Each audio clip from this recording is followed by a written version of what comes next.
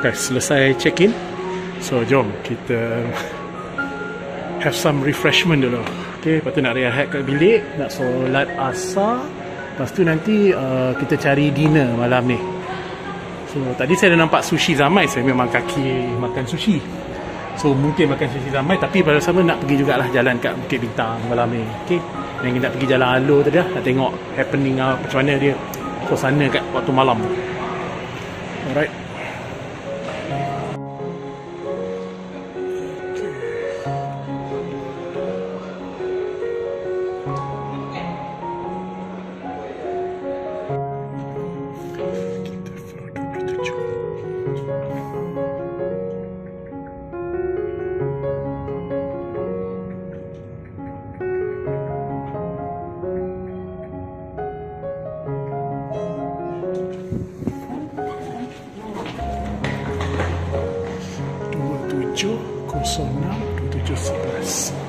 Okay, our room.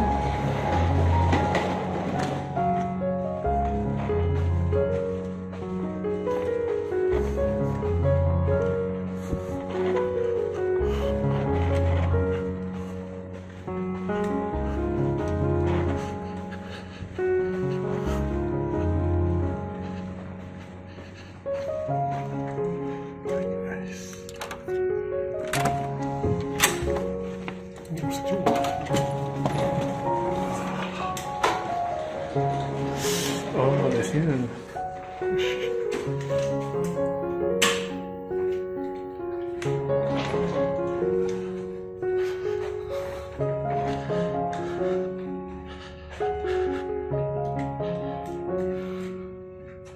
Alright, sejuk. Yeay, macam ni lah abang bilik.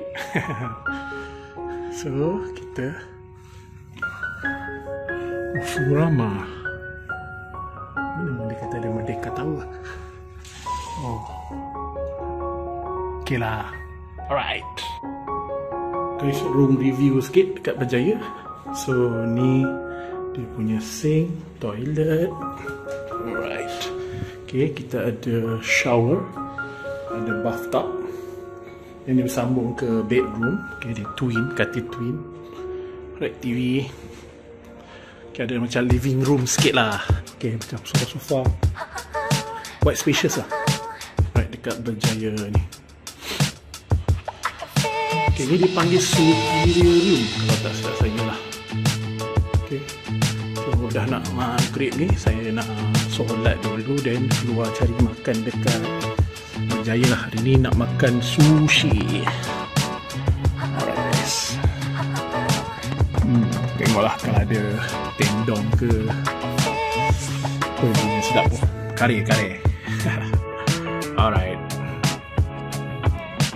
Okay, day 1 saya dah check in, dah solat apa semua. So sekarang ni nak pergi cari makan dekat Berjaya Times Square punya mall.